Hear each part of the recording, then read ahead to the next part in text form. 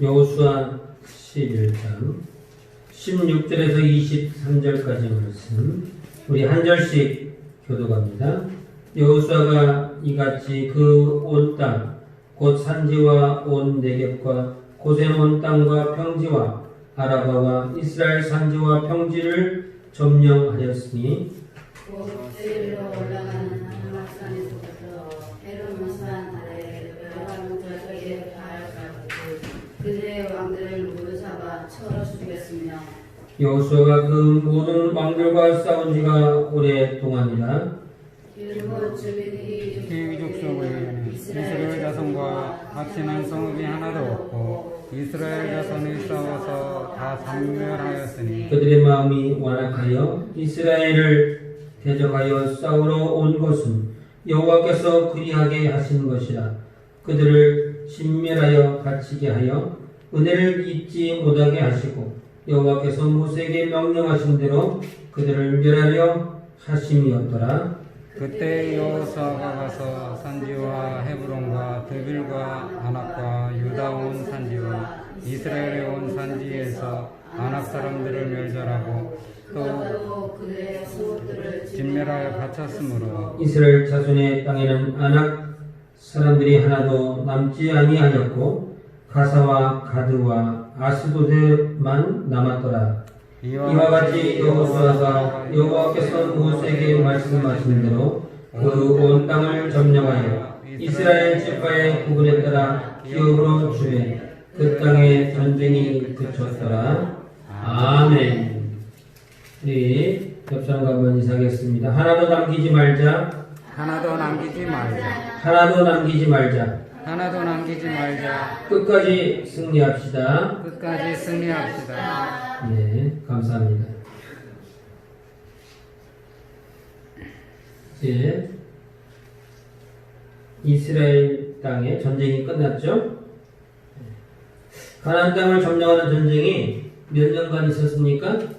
무려 7년 동안 있었습니다. 7년 전쟁이 있었습니다. 그리고 이제 가나안 땅을 다 점령하였고 그 전쟁에 대한 평가, 그것이 오늘 본문입니다. 15절에서는 뭐라고 말하고 있습니까? 하나도 행하지 아니한 것이 없었더라. 오늘 지난 시간에 우리가 살펴봤던 내용이죠. 여호수아가 이제 하나님의 명령을 하나도 이제 행하지 않은 것이 없었더라. 이렇게 말할 정도로 여호수아는 철저히 순종하는 사람이었다 라고 말하고 있습니다. 오늘 본문 16절과 17절에서는 뭐라고 말합니까? 가나안 땅도 다 점령하였다라고 하는 내용을 이야기하고 있는데, 그러면 그 내용, 그렇게 말하는 이유는 칭찬하는 내용이죠. 뭐 우리가 모르는 땅의 이름들이 막 나옵니다만 우리식으로 말하면 이런 겁니다. 대한민국 팔도강산, 그런 뜻이에요. 16절과 17절. 전국 방방곡곡 또는 백두에서 한라까지, 그런 뜻입니다. 그 안에 있는 모든 왕들을 다 죽였다. 그 모든 왕들을 죽였다라고 하는 것은 모든 족속을 다 진멸하였다, 죽였다라고 하는 것을 의미하고 있습니다. 그리고 19절에서는 히위 족속 외에는 이제 살아남은 자가 없다. 히위 족속은 이제 거짓말을 통하여 이스라엘의 영원한 종이 되기로 다짐받고 이제 할 수 없이 살려둔 족속입니다. 그거 외에는 이제 가나안 땅에 살아남은 자가 없다. 여호수아가 이스라엘 군대가 하나님의 말씀 앞에 철저히 순종하였다, 이렇게 말하고 있습니다. 그런데 끝부분에 가니까 21절부터는 아낙 자손에 대한 이야기를 합니다. 왜 아낙 자손 이야기를 했을까요? 이제 하나님이 가나안 땅에 들어가서 진멸하라고 하는 7 족속이 있었어요. 그 7 족속에도 들어가지 않습니다, 아낙 자손. 근데 왜 아낙 자손이 여기 이 마지막에 평가에 끝머리에 이 말이 나왔을까요? 중요하니까 나왔겠죠. 중요하니까. 6.25 전쟁 이야기를 하면 꼭 등장하는 이야기가 나옵니다. 낙동강 전선 이야기가 여기만 뚫리면 이제 남한은 다 끝장이다. 그래서 낙동강 전선을 이제 빗대서 만든 군가가 있잖아요. 전후의 시체를 넘고 앞으로 이게 이제 낙동강 전선을 이야기 뭐 이제 상징하는 이야기를 할 수 있는데 낙동강 전선이 얼마나 치열했던지를 알려주는 한 대목입니다. 그것 때문에 메가더 장군이 구사했던 전력이 인천 상륙작전이죠. 도저히 여기서는 가망이 없기 때문에 인천 상륙작전을 통하여 전세를 이제 역전시키리라. 왜 낙동강과 인천 상륙작전을 이야기합니까? 6.25를 이야기할 때에 여기가 가장 치열했던 전투, 아주 극적인 내용이기 때문에 그 이야기를 빼놓지 않습니다. 가나안 전쟁에서도 빼놓을 수 없는 전투가 있어요. 전쟁이 다 끝난 다음에 마지막으로 해야 할 이제 이야기가 있다면 아낙 자손들과의 전투가 가장 치열하고 어려웠던 것을 우리가 미루어 짐작할 수 있습니다. 그러므로 21절에 보니까 그때 여호수아가 가서 산지와 헤브론과 드빌과 아낙과 유다 온 산지와 이스라엘 온 산지에서 아낙 사람들을 멸절하였다. 그가 또 그들의 성읍을 진멸하여 가졌다. 그러니까 이제 아낙 자손들을 물리치고 어떤 성과를 거뒀는지 그것을 이렇게 요즘식으로 말하면 기념비 기록을 한 거다. 백마고지 앞에다가 이렇게 기념비를 세우듯이 그런 내용이죠. 왜 아낙 자손들과의 전투가 그렇게 힘들었을까요? 왜 힘들었죠? 아낙 자손들은 어떤 사람인가요? 아낙 자손의 대표적인 인물이 누구죠? 네? 골리앗 맞습니다. 골리앗이 아낙 자손의 대표적인 우리가 알고 있는 사람 중에 한 사람이죠. 다시 말하면 아낙 자손은 거인족입니다. 거인족. 골리앗의 키가 3m가 넘어요. 그러니까 이 아낙 자손들은 거인족이고 보통 그냥 3m가 넘는 사람들이니까 초등학생하고 대학생하고 싸우는 거예요 지금.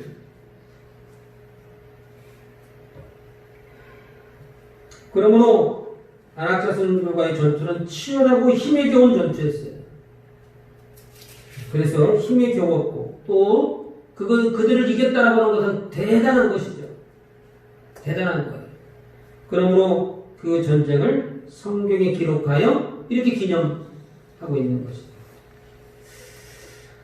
옛말에 이런 말이 있죠. 옥에도 티가 있다. 옥에도 티가 있다는 얘기를 제가 어디서 들었냐면 가구를 사는데 이제 신혼 이제 결혼을 앞두고 가구점에 가서 가구를 사는데 배달이 왔어요. 그리고 이제 아저씨가 막 사장님이 막 이렇게 정리해 주는데 조금씩 흠집이 있어. 그러니까 이거 아저씨 이거 흠집이 있네. 흠집 있어요? 그 아저씨가 하는 얘기가 옥에도 티가 있다는데 사람이 하는 일인데 티가 없겠어요? 혹은 그냥 싹싹싹 문지르지 말고 옥에도 티가 있다는데 그 말에 앞에 제가 이제 할 얘기가 없어졌죠.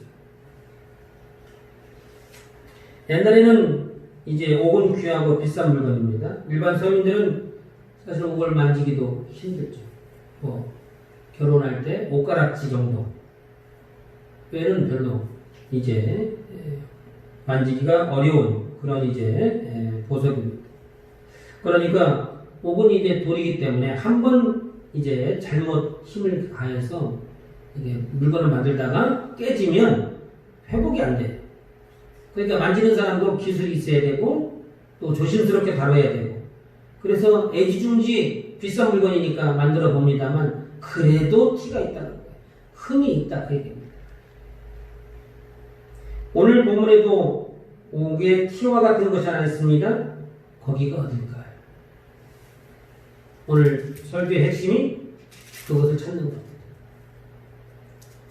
온 이스라엘, 대한민국 방방곡곡 할라에서 백두까지 다 점령했는데 오게티가 있어요. 22절입니다. 이스라엘 자손의 땅에는 아낙 사람들이 하나도 남지 아니하였고 가사와 가드와 아스도드만 남았더라. 이 남았더라는 뜻은 무슨 뜻이냐면 이제 다른 성경에는 약간 남았다 그런 뜻입니다. 약간 남았다. 그러니까 거기는 손을 안 댄 게 아니고 그 땅을 아예 손댄 게 아니고 거기도 손을 대서 전쟁을 했습니다만 다 멸절하고 조금 남은 거예요. 조금. 이게 오게티입니다.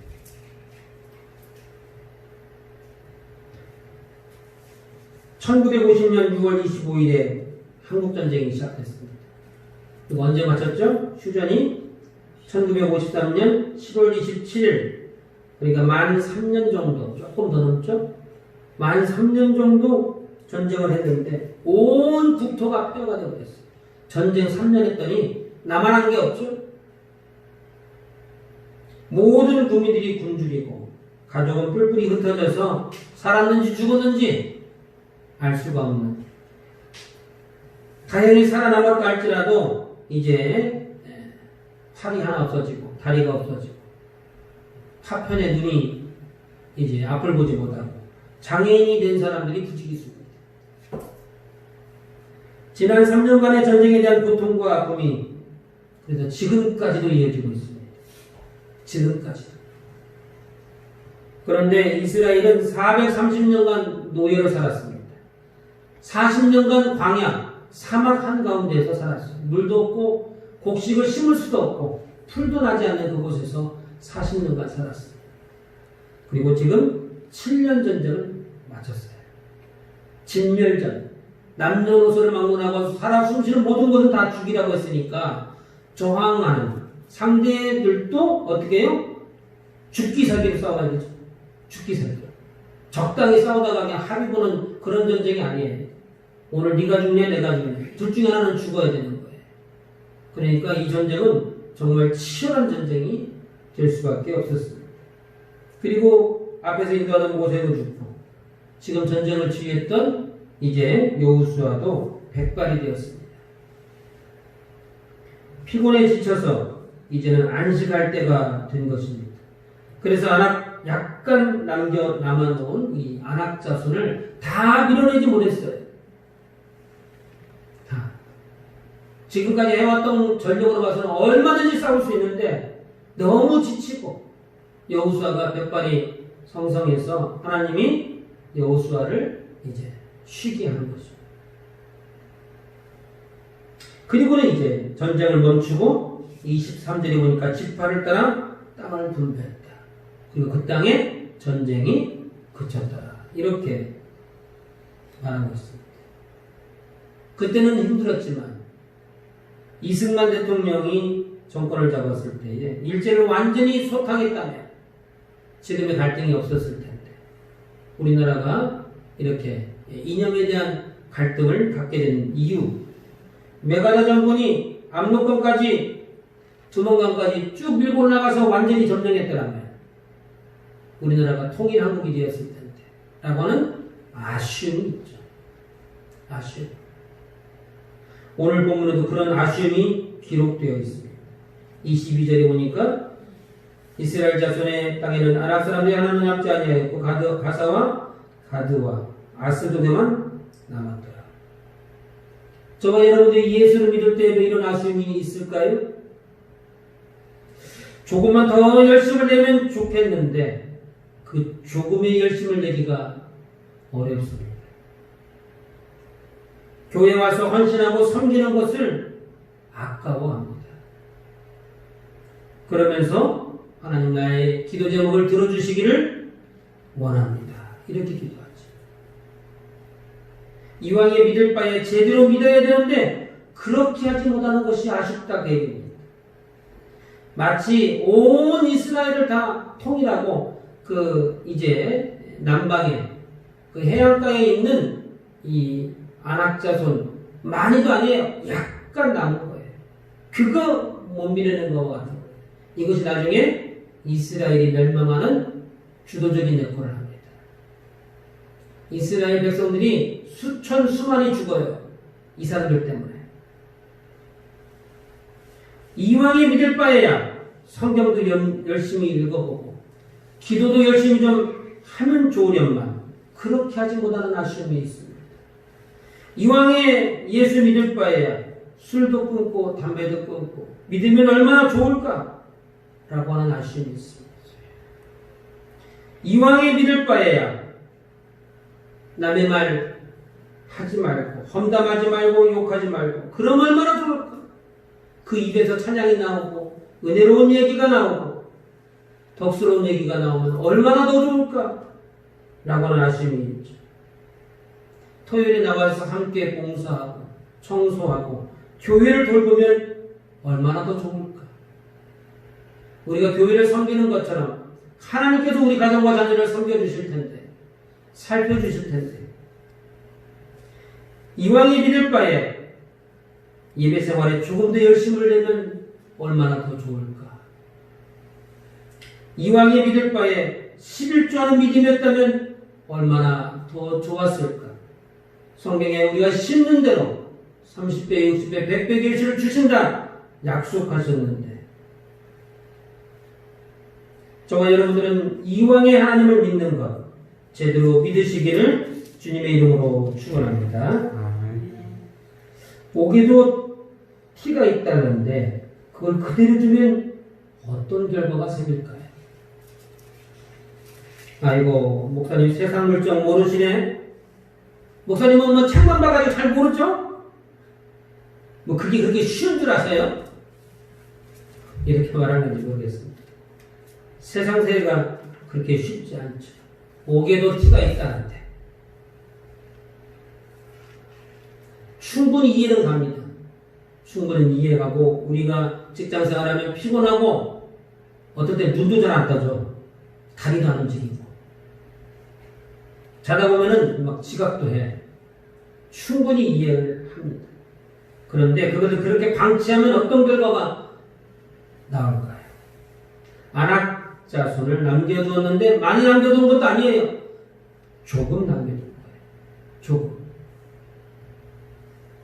가사와 가드와 아스돗은 안악자손, 거인족이 살았습니다만 거기가 블레셋이라고 하는 족속이 와서 합병합니다. 블레셋은 철을 다루는 민족이에요. 철을 다루는 민족. 청동기 시절에 철을 다루는 민족이에요. 그러니까 거인족과 철을 만지는 족속이 연합을 하니까 강력한 군대가 되버려요. 그래서 블레셋이 남방에 있었는데 해안가에 살았는데요. 날마다 이스라엘을 괴롭힙니다. 날마다. 그 대표적인 사람이 누구냐면 삼손이죠. 삼손을 무너뜨렸던 여인이 누구예요? 드릴라라고 하는 여인 때문에 삼손이 무너지게 되었는데 그 드릴라의 고향이 어디냐면 가사입니다. 여기서 말하는 가사.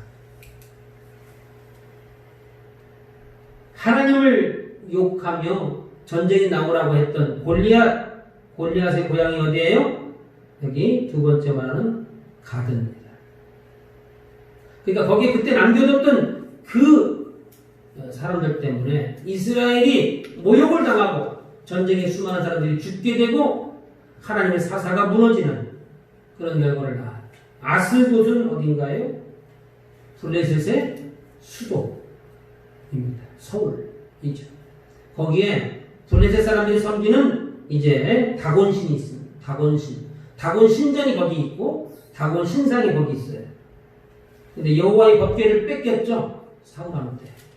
그리고 그 여호와의 법궤가 어디로 가요? 다곤 신전, 다곤 신상 발 아래에 놓여 있습니다. 다시 말하면 이스라엘 민족의 신을 우리 신이 이겼다. 치욕적인 사건이에요.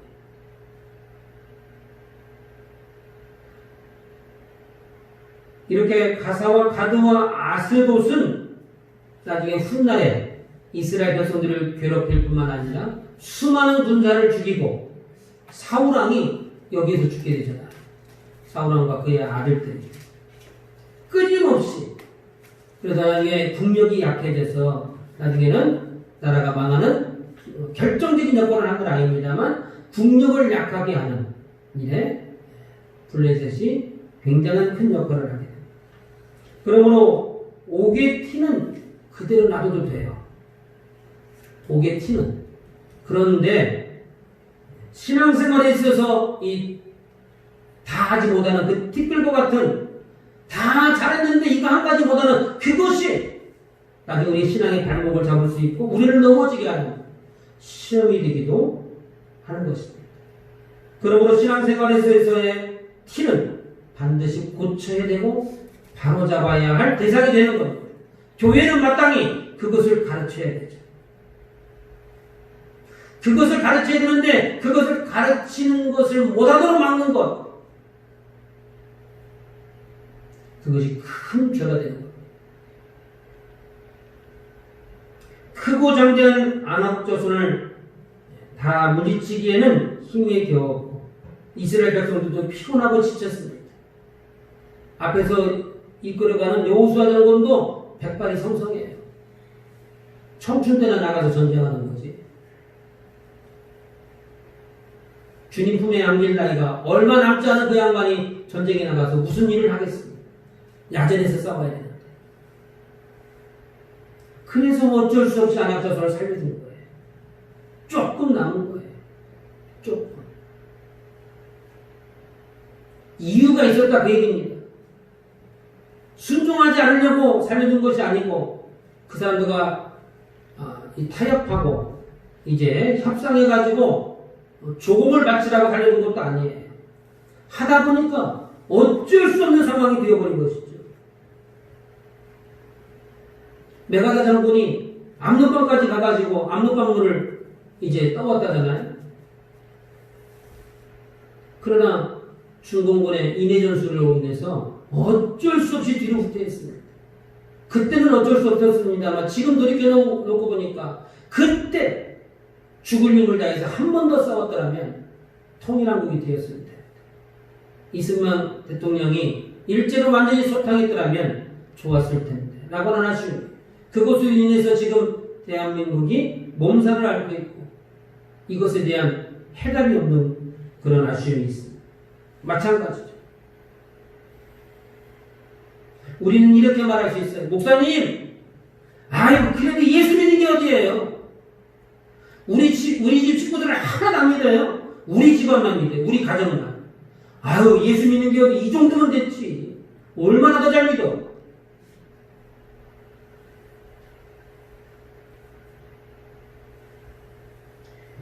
우리 가족, 내가 전도해서 다 예수 믿고 열심히 신앙생활 잘하고 있습니다. 굳이 옥에 티가 있다고 한다면 아직 술, 담배를 해결하지 못해서 그렇지 아이고 저는 신앙생활 잘하고 있어요. 우리 집안이 그냥 다 불교라니까 그냥. 우리 이 정도면 잘하고 있는 거예요. 저는 아직 11조 생활을 못해서 그렇지 그것만 빼면 다 잘하고 있습니다.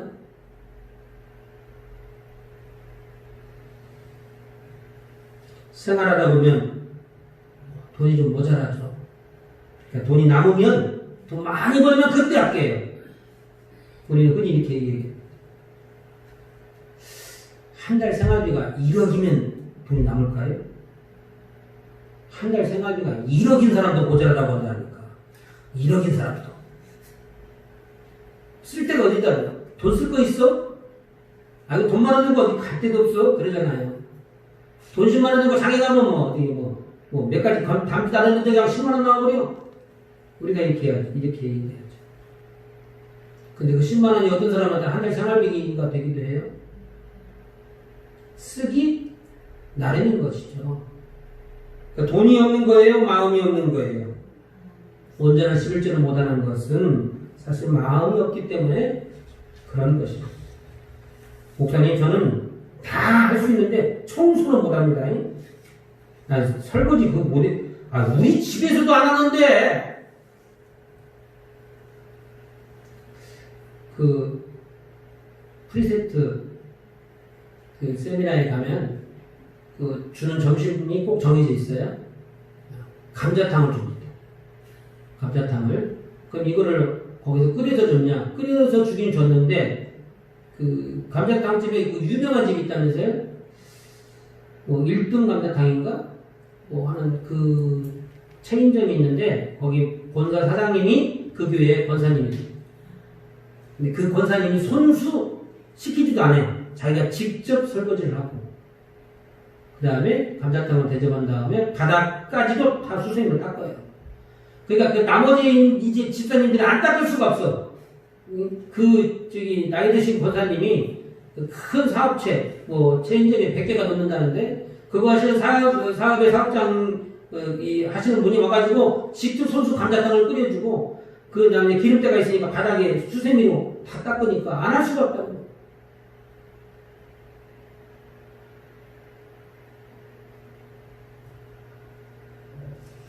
그러니까, 뭐가 없는 거예요? 우리 마음이 없는 거. 시간이 없는 게 아니고 우리 마음이 없는 거예요. 저는 이 말 저 말 사람이 말을 하고 살아야지 덩어리도 아니고 나는 말할 때 절대로 해될 말 안 해요.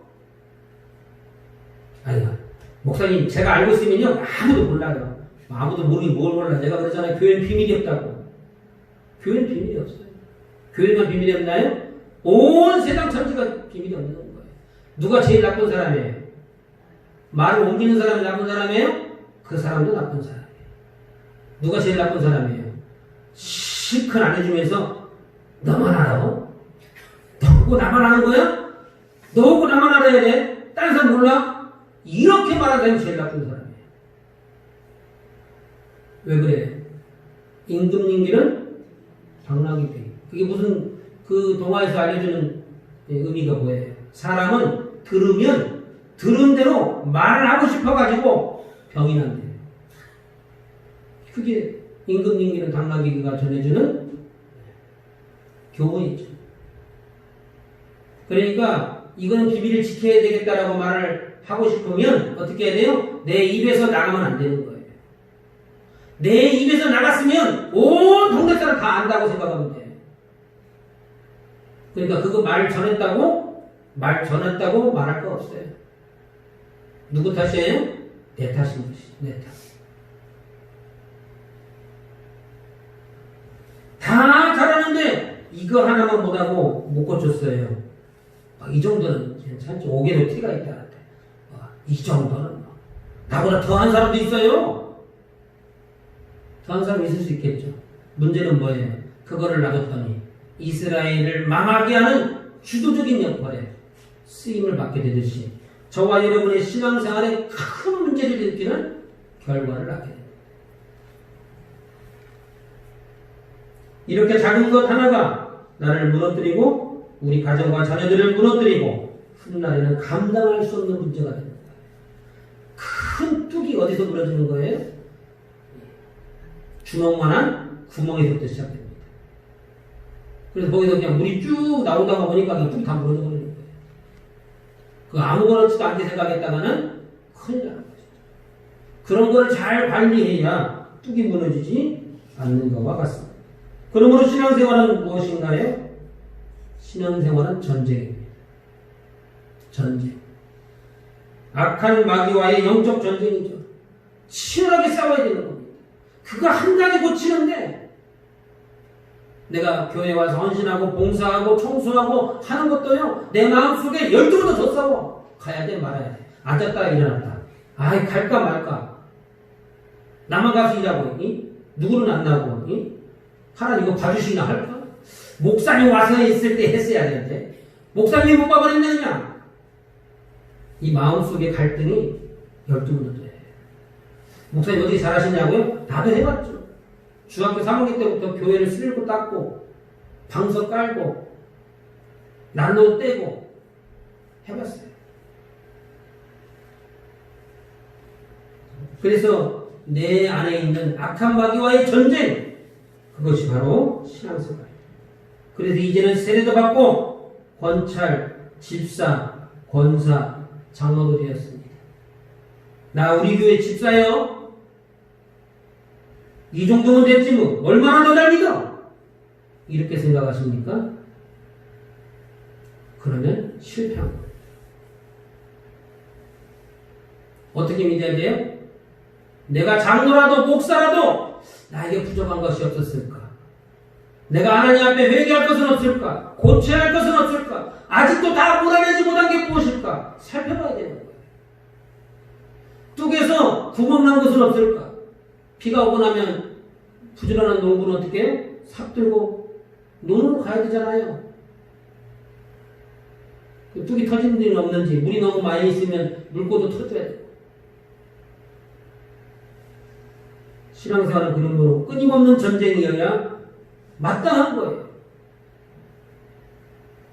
일제시대를 배경으로 했던 영화 중에 하나가 태평성대라는 영화가 있었어요. 처음에는 별 내용이 없었는데 끝에 가서 그 주인공이 한마디 하는 것이 아직도 귀에 선합니다. 이제 일제시대였는데 이 사람은 남의 집 머슴으로 살았어요. 머슴으로 살다가 일제가 와가지고 주인이 종이 되고 종이 주인 되어버렸어요. 주인 그 대궐과 이게 고래들 같은 기와집 거기 안주인이 되어버린 거예요. 이 종살이 했던 사람이 주인을 쫓아내버리고. 그래가지고는 이제 군대를 징집해가지고 만주로 막 보냈잖아요. 그 군인들의 그 발자국 소리 착착착착 새벽녘에 그렇게 쭉 행군하고 있는데 그 머슴으로 살던 그 주인이 하는 얘기가 태평성대로다 이렇게 말해요. 태평성대로다. 그게 진짜 태평성대에 우리가 그렇게 신앙생활 하고 있는지 모르겠어요. 악한 마귀가 나를 향하여 착착착착 전쟁 준비를 하고 있는데 우리는 뭐라고 말해요?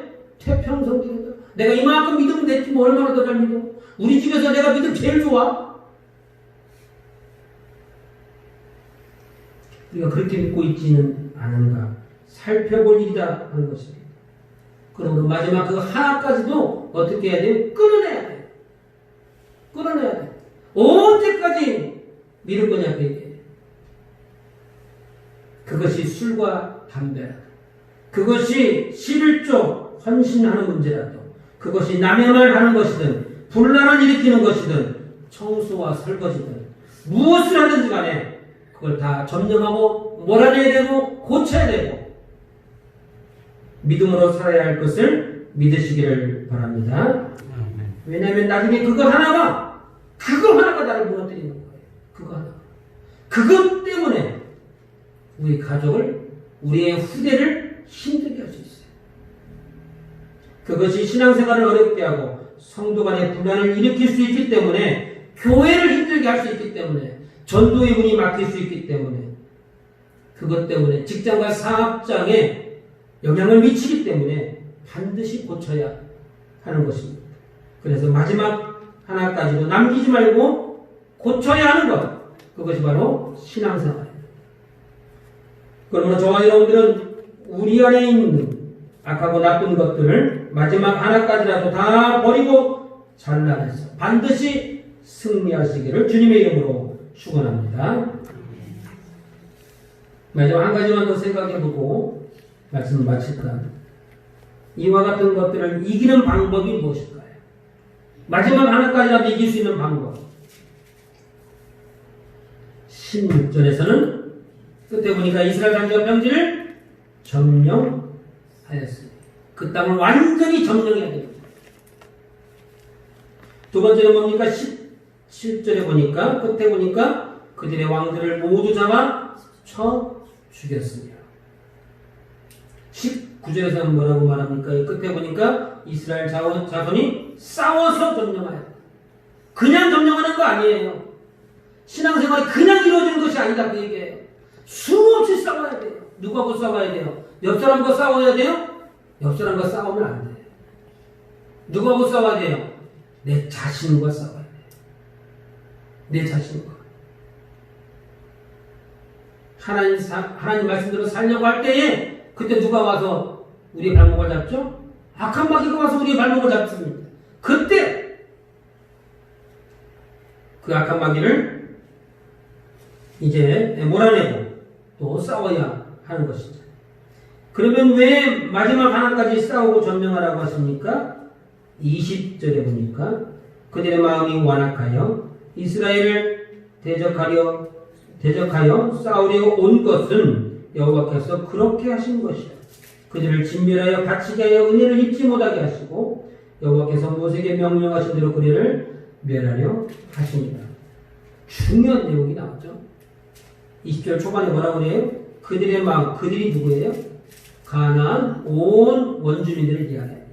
이스라엘 백성들이 몰아내야 할 대상을 이야기하는 거예요. 저와 여러분으로 비추어 본다면 내 마음속에 그 갈등이 왜 끊임없이 우리 속에서 일어나냐고 얘기해요.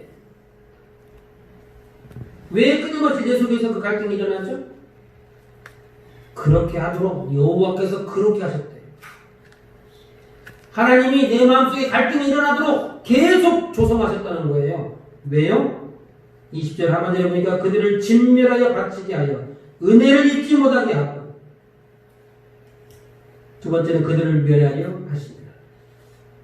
가나안 원주민들에게는 은혜를 입게 하지 않으려고 그들을 심판하시려고 하나님이 이제 그들로 하여금 완악한 마음이 들게 했다는 거예요. 그래가지고 이스라엘 대적하게 만들었다는 거예요. 출애굽 때도 마찬가지죠. 바로의 마음에 하나님께서 완악하게 하사 보내줄 듯 한데 안 보내줘요. 10가지 재앙이 내릴 때까지도 안 보내주겠다는 거예요. 우리 식으로 말하면 내가 죽으면 죽었지 절대 못 보내준다. 그거죠. 우리 마음속에 왜 이런 악한 생각, 나쁜 생각들이 끊임없이 일어나는 거예요? 그것들을 하나님 어떻게 하라고요? 물리치라고. 내 속에 있는 그 마음들이, 나쁜 마음들이 다 밖으로 나가라고. 악한 마귀가 내 안에 자리 잡지 못하도록 내 속에 그런 것들을 다 물리치라고. 싸워 승리하라고. 십자가를 의지하여 이겨내라고 우리에게 주시는 마음이에요. 해보려고 했는데요. 잘 안 되더라고요. 그렇게 포기하라고 하나님 주신 것이 아니고 내 마음속에 그 나쁜 생각들은 다 물리치라고 하나님이 우리를 격동시킨다라고 말씀하고 있습니다. 우리 마음속에 있는 이와 같은 악한 마음, 거짓말과 음란과 질투와 시기, 남의 말하는 것과 이간질하는 것, 하나님 앞에 정직하지 못한 것, 교회 앞에 게으른 것, 성도들 간에 싸우고 이간질하는 그 모든 것, 그것은 이 시대에 보니까 하나님의 심판의 대상이다. 그래서 하나님의 백성된 자는 마땅히 그것을 점령하고 물리쳐야 되고 은혜를 잊지 못하게 끝까지 싸워야 할 것을 명령하고 있습니다. 왜 우리가 이렇게까지 마지막 하나까지 물리쳐야 돼요? 하나님 명령이다. 하나님이 싫어하신대요. 하나님의 심판의 대상이다 말하고 있습니다. 그러므로 이와 같은 악한 마음을 이길 수 있는 유일한 방법은 하나님을 의지하여 싸워서 이기는 방법입니다. 끊임없이 영적 전쟁을 쉬어서는 안 되는 것이죠.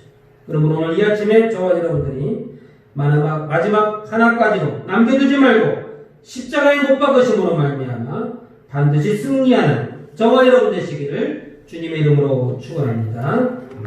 우리 한번 같이 기도하십니다. 각자에게 주신 말씀을 붙잡고 기도하실 때에 하나님 기적과 이적을 보지 않아도 또 이제 자물 아버지여 이제 우리가 하나님 믿을 때에 자물 아버지 진실한 마음으로 믿게 하시고 자물 아버지 우리 안에 자물 반드시 싸워 승리해야 될 자물 아버지 악한 것들 나쁜 마음들 다 물리칠 수 있도록 주님 역사하시고 인도하여 주옵소서.